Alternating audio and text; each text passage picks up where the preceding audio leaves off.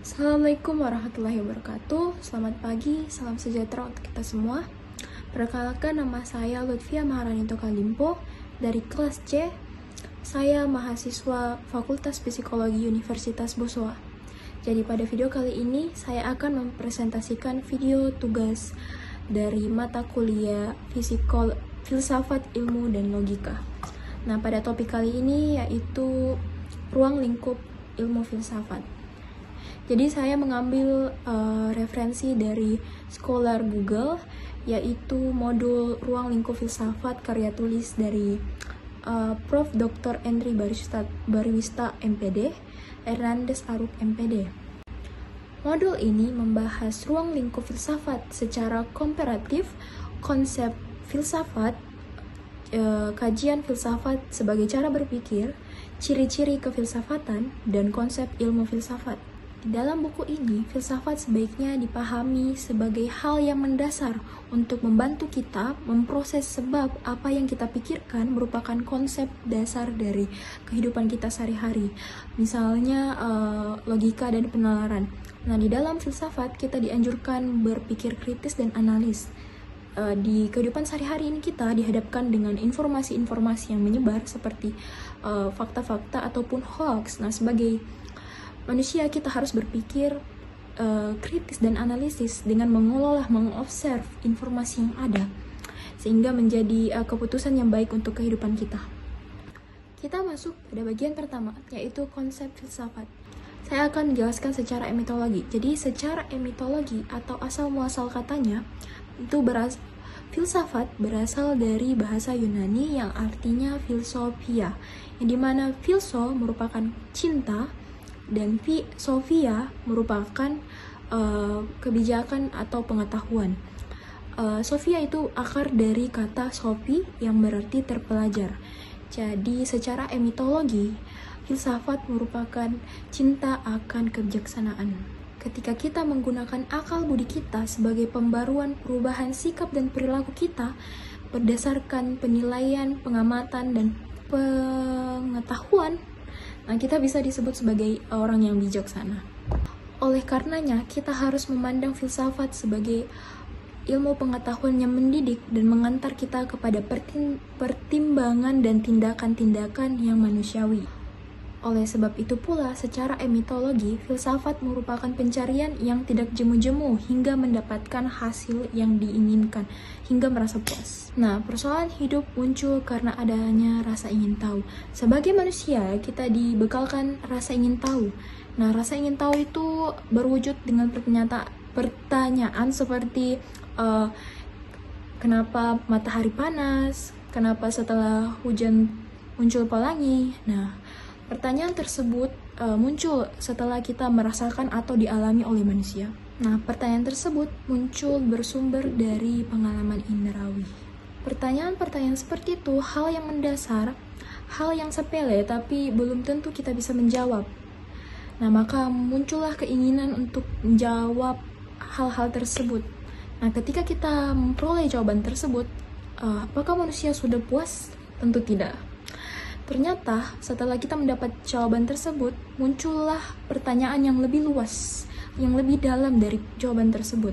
Manusia menghubungkan jawaban dari pertanyaan lain dengan pertanyaan lain. Seperti contoh di kehidupan sehari-hari, saya berikan contoh, kita bertanya, kenapa sih saya setiap pagi harus bangun? Jawabannya itu supaya saya tidak terlambat ke kantor tempat kerja. Nah, muncul lagi pertanyaan, kenapa saya harus kerja setiap hari? Nah, jawabannya untuk mendapatkan uang dan memenuhi kebutuhan hidup. Nah, muncul lagi jawaban pertanyaan yang lebih intens atau dalam, seperti apa tujuan hidup saya? Apa cuman mendapatkan uang atau memenuhi kebutuhan? Nah, pertanyaan seperti itu, hal-hal dari kecil rutinitas kita sepele bisa berkembang menjadi pertanyaan yang lebih intens atau lebih bermakna. Kesimpulan bahwa filsafat adalah proses berpikir yang mengajak kita untuk merenungkan dan memikirkan apapun yang muncul di benak kita, dan pengetahuan yang kita miliki berusaha untuk menjawabnya. Nah, jawaban-jawaban yang kita ajukan akan memproses menjadi pertanyaan yang lebih lanjut, hingga mencapai proses yang namanya siklus. Nah, setelah kita mendapatkan pertanyaan lagi, mendapat jawaban, hingga mendapatkan jawaban yang lebih bijak. Menurut Surya Sumenanti, berpikir adalah proses yang membuahkan sebuah pengetahuan. Hartap Singh Mehra 1968 menyatakan bahwa ada tahap-tahap dalam berpikir. Yang pertama, conception, kedua, judgment, yang ketiga, reasoning. Jadi yang pertama itu pembentukan gagasan, dan yang kedua itu menemukan gagasan tersebut, ketiga itu penalaran. Jadi ketika seseorang berpikir, yang pertama dia buat itu ialah membentuk gagasan, lalu kedua menentukan gagasan tersebut, dan ketiga dia menalar, dia mempertimbangkan antara argumentasi yang ini dengan yang ini. Penjelasan ini menunjukkan bahwa filsafat itu berpikir secara teratur atau sistematis. Baiklah, kita masuk ke bagian 2, yaitu kajian filsafat sebagai cara berpikir. Ada 6, yaitu menyeluruh, mendasar, spekulatif, reflektif, kritis, dan postulatif.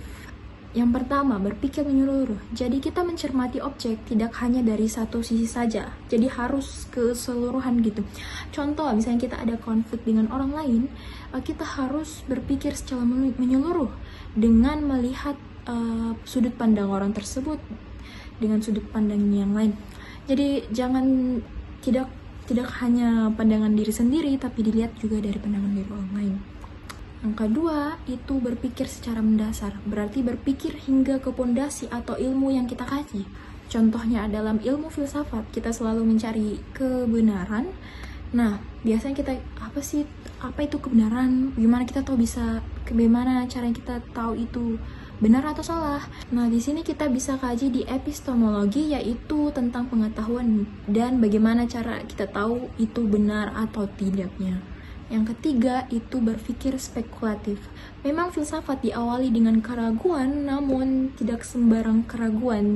Artinya, di sini berspekulatif bukan cuma mencoba tanpa dasar apapun. Jadi kita harus pemikiran yang matang. Saya ada contoh di mana di sini teori internal resurrence, Friedrich Nietzsche berspekulasi tentang gagasan internal resurrence yang dikatakan segala sesuatu terjadi di kehidupan akan berulang tanpa waktu yang terbatas, jadi kekal gitu.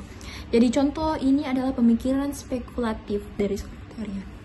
Yang keempat, ada berpikir reflektif, yaitu merenungkan atau mempertimbangkan lebih baik. Dari contohnya berpikir reflektif itu kayak, apa tujuan hidup saya ini, apakah saya sudah benar. Jadi dia merenungkan dengan baik. Proses ini memperlibatkan introspeksi untuk tinjauan lebih bagaimana ke depannya. Yang kelima ini berpikir kritis. Nah, berpikir kritis ialah proses menentukan kebenaran ketentuan penilaian berdasarkan bukti. Nah, konsep dasar berpikir kritis ini mencari tahu atau menentukan suatu masalah tersebut. Nah, contohnya kita menganalisa berita atau informasi media. Jadi ketika kita mendapat suatu informasi dari media, muncul pertanyaan kritis. Apakah berita tersebut sudah valid atau benar? Atau apakah bukti yang diberikan sudah cocok dengan apa yang dikatakan pada media tersebut? Nah, kita mengevaluasi kualitas argumen yang mana fakta ataupun opini. Yang keenam ialah berpikir postulatif. Nah, ini tidak perlu verifikasi atau secara empiris. Jadi cara pandang ini bisa diterima ataupun ditolak karena tidak ada valid empirisnya. Seperti ada contoh postulat dari teori sains oleh Albert Einstein, yang dimana dia katakan kecepatan cahaya dalam ruang hampa selalu konstan dan sama untuk semua pengamat. Tidak peduli bagaimana mereka bergerak. Nah, postulat ini digunakan sebagai asumsi dasarnya. Nah, jadi Einstein ini menggunakan postulat tersebut sebagai dasar untuk pengalaman sains selanjutnya. Pikir postulat seperti ini memungkinkan Einstein untuk menjelajahi lebih luas lagi tentang pengetahuan alam dari rivalitas. Nah, adapun ciri-ciri kefilsafatan. Jadi di sini kita akan melihat beberapa ciri-ciri filosofis yang ditemukan oleh Craig 2002, Kebung 2011, Katzoff 2004. Ya, yang pertama, komprehensif dan mendalam. Berpikir secara kefilsafatan artinya berpikir secara komprehensif atau menyeluruh. Jadi kita harus mengikut sertakan lingkup-lingkupnya dari akar-akarnya. Nah, yang kedua itu konseptual.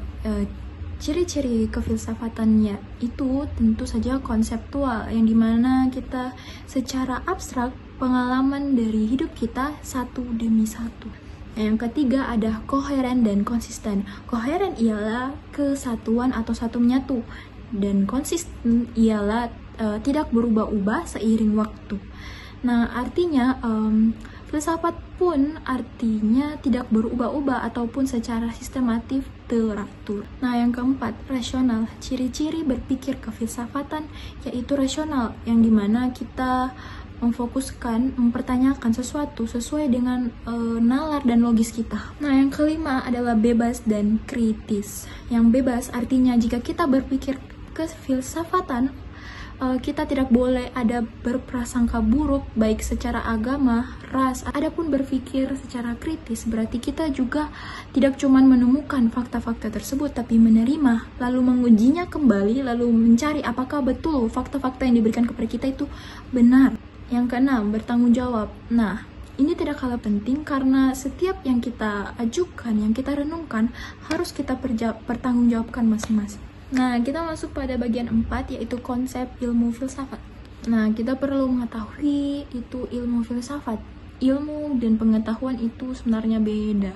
Pengetahuan kan itu yang sesuatu yang kita pahami, yang kita keterampili, yang kita pengalaman, seperti itu. Namun dari pandang ilmuwan, kita belum tentu secara pasti bahwa itu benar apa tidak. Oleh karena itu, kita tidak hanya memahami pengetahuan, tapi juga mendalami ilmu-ilmu di dalam sebagai bidang. Ilmu merupakan pengetahuan yang diambil secara ilmiah, metodis, logis, rasionalis, dan empiris, dan juga sistematis. Nah, gagasan-gagasan kefilsafatan dijadikan sebagai asumsi dasar sebuah ilmu untuk membangun tubuh pengetahuan, sedangkan filsafat ilmu yaitu untuk menentukan keilmuan secara ontologis, epistemologis, dan aksiologis. Nah, ontologis itu studi yang mendalam tentang hakikat dan realitas yang mendalam. Nah, epistemologis itu bagaimana kita memperoleh dan memahami pengetahuan yang benar. Nah, aksiologis itu memfokuskan kita pada nilai sosial, politik, estetis, dan maupun ekonomi. Jadi perlu kita pahami bahwa dengan banyaknya bidang ilmu yang sudah kita pahami saat ini, dalam menyatakan kebenarannya berdasarkan objek kajiannya masing-masing. Jadi sekian presentasi video dari saya. Mohon kurang lebihnya dimaafkan. Wabillahi taufiq wal hidayah. Wassalamualaikum warahmatullahi wabarakatuh.